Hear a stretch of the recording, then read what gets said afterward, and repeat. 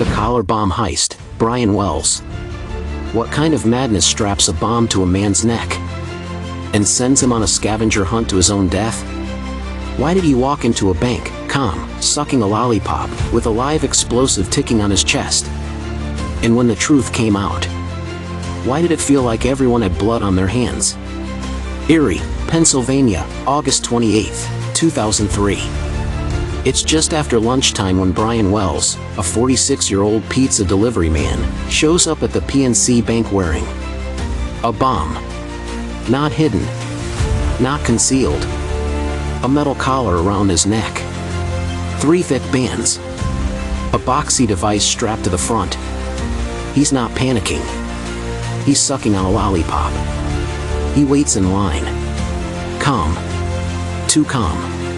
When he gets to the teller, he slides over a handwritten note. Not 1 page. 9. It reads like something out of a twisted game. This is a bomb.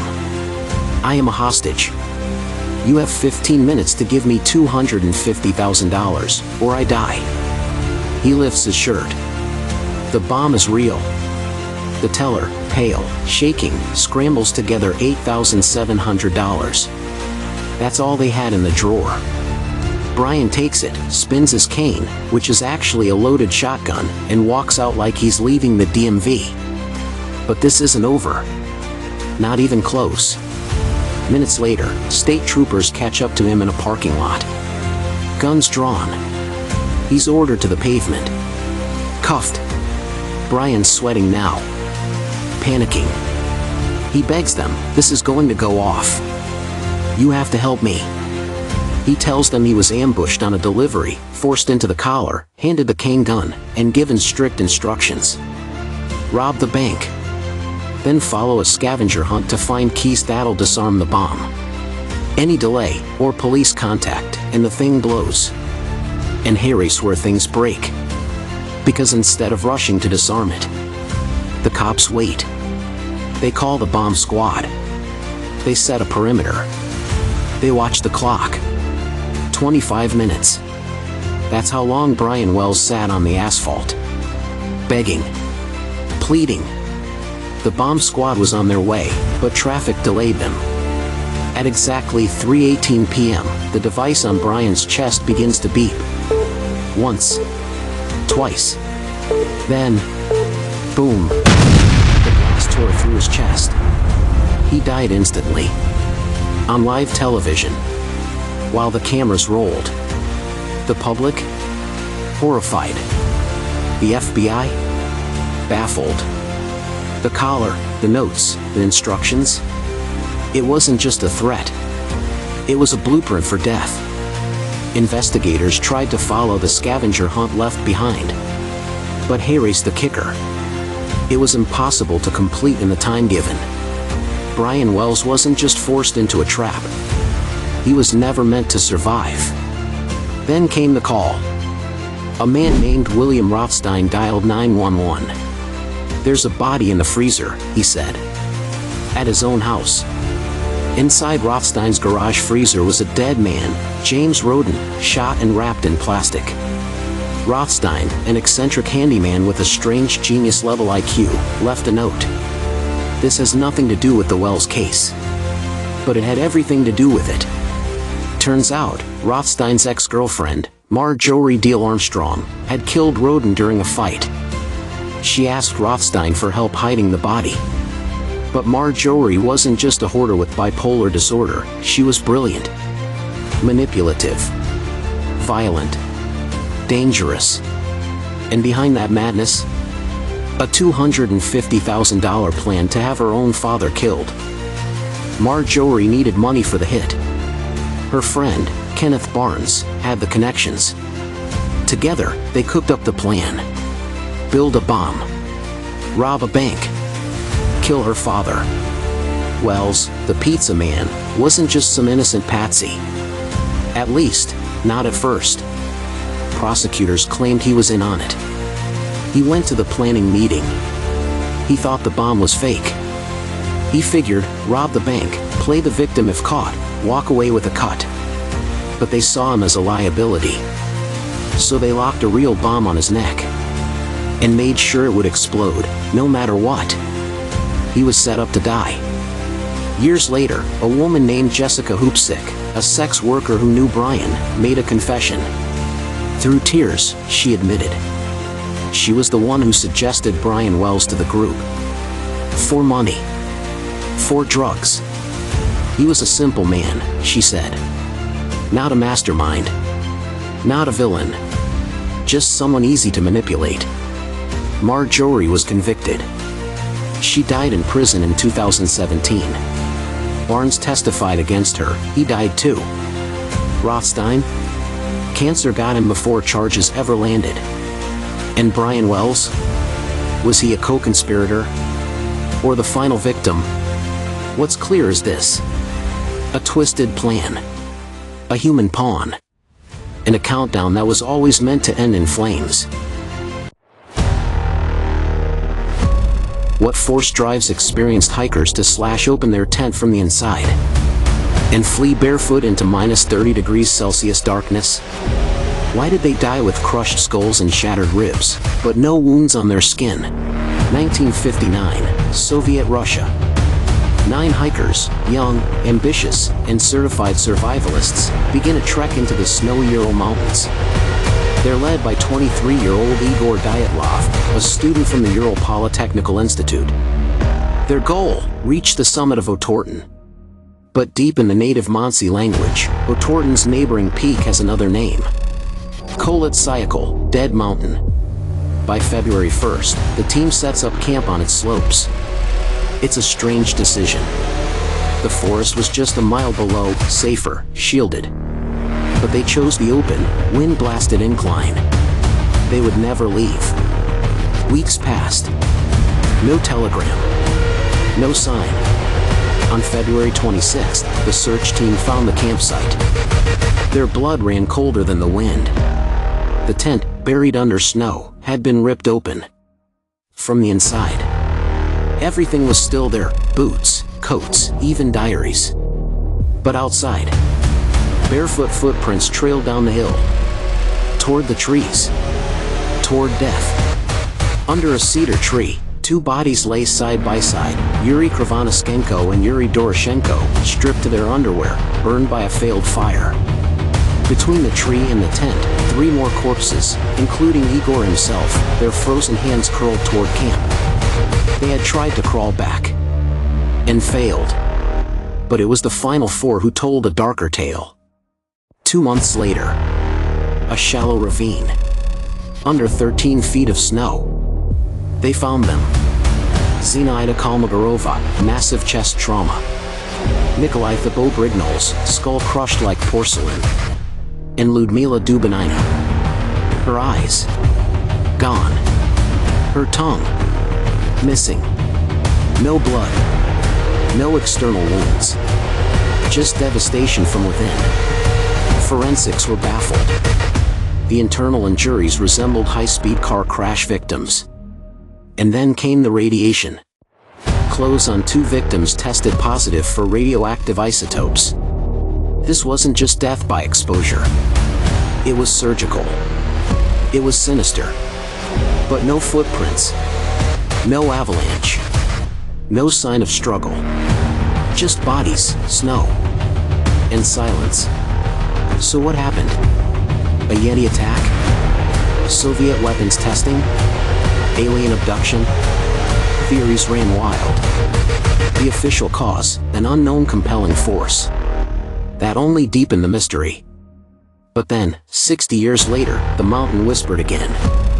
Enter 2021, 2 Swiss scientists, Johann Gaume and Alexander Puzrin, armed with physics models. An animation code from Disney's Frozen. Yes, you read that right. Disney helped crack one of Russia's darkest mysteries. Using advanced simulations, they discovered something terrifyingly plausible: a rare slab avalanche. Picture this: the hikers cut into the slope to pitch their tent. Hours later, wind-blown snow piles on. Pressure builds. Silence holds. Until suddenly, a dense, compacted slab of snow, heavy as concrete, crashes down on the tent. Not enough to bury or scatter. Just enough to crush. Panic. They couldn't exit the flap. So they cut through the fabric. Half-dressed, concussed, they stumbled out into a blizzard of white noise. The paradoxical undressing? A common symptom of terminal hypothermia. The missing tongue and eyes? Likely scavenged by animals in the ravine. Every detail now made sense. But even with answers, the story still feels cursed. 9 souls. 1 tent. In a mystery that refused to stay buried. No killer.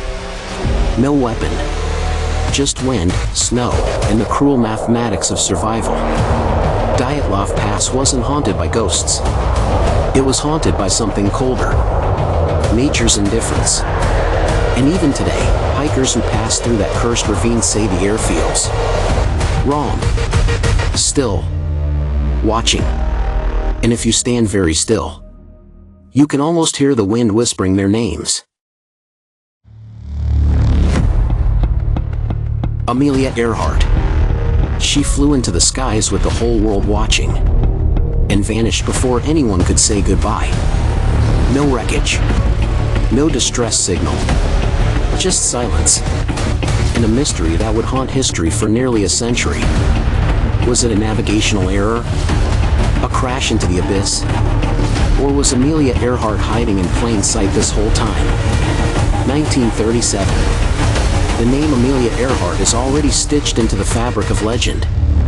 She wasn't just an aviator, she was a symbol. Of defiance. Of courage. Of a woman pushing beyond the boundaries of her time. This wasn't her first record attempt. She was the first woman to fly solo across the Atlantic. The first person to fly solo from Hawaii to California. But now, she wanted something bigger, to circle the Earth at its widest point. The equator. With her navigator Fred Noonan, she boarded her sleek twin-engine Lockheed Electra. Their goal, 29,000 miles around the world. Piece by piece, they conquered the skies, South America, Africa, Asia. And then, the final, deadliest stretch, across the vast Pacific. July 2nd, 1937. They take off from Lae, New Guinea, bound for a tiny speck in the Pacific, Howland Island. Just 2 miles long, barely visible even in daylight. The U.S. Coast Guard cutter Itasca is standing by, trying to guide her in. And then, a message crackles through the radio. We must be on you, but cannot see you. Fuel is running low. It's calm. Too calm. Moments later, another transmission. Then nothing. No flames in the sky. No call for help. No goodbye. Just nothing. The U.S. Navy launches the largest search in peacetime history. Ships, planes, radios, sweeping thousands of square miles. No wreckage. No oil slick. No bodies. The ocean held its secrets tight. The world mourned. But conspiracy whispered. Did she crash? Was she captured by the Japanese as a spy? Did she survive on a desert island, and die waiting for rescue? The most famous woman on Earth had simply vanished. Years pass. Then, something. An uninhabited coral island, Nikumaroro. Expeditions find strange things. A jar of freckle cream. A woman's shoe. Human bones. At first dismissed, but decades later, reanalyzed, and found to closely match Earhart's physique. Over 99% match. Still, no plane. But theories persist. Was this island her final refuge? Did she live? And slowly fade away, forgotten by the world she once soared above? Enter Tony Romeo, former U.S. Air Force intelligence officer. Not a dreamer, a strategist. He believes the plane didn't crash where the Navy looked. He thinks Noonan made a navigational error crossing the international date line, placing them 100 miles west of Howland Island. Romeo and his team deploy a state-of-the-art underwater drone, the Hugin 6000. They scan 5,200 square miles of ocean at a depth of 16,000 feet.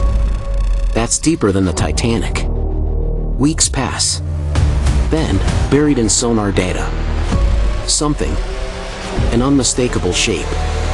Sleek. Twin-tailed. Undisturbed. An aircraft. The exact size and build of the Electra. Resting silently on the seabed, almost perfectly preserved. Romeo is 97% certain. There was no fiery crash. No kamikaze descent. The evidence points to a controlled water landing. A final act of calm in the face of certain death. No drama. No last words. Just silence. And sinking. The woman who inspired millions. Who defied the world's expectations. God spent their last moments gliding into the heart of the Pacific. For nearly 100 years, Amelia Earhart wasn't just missing, she was myth. She became the ghost in the clouds. The city of all the questions we will never answer. But now, we may finally know. She didn't vanish without a trace. She flew. She fought. She fell, not as a mystery, but as a human. A pioneer. A warrior. And a woman who soared until the very end. What do you think? Was this truly Amelia's final flight, or is the ocean still hiding something more? Let us know your theory in the comments.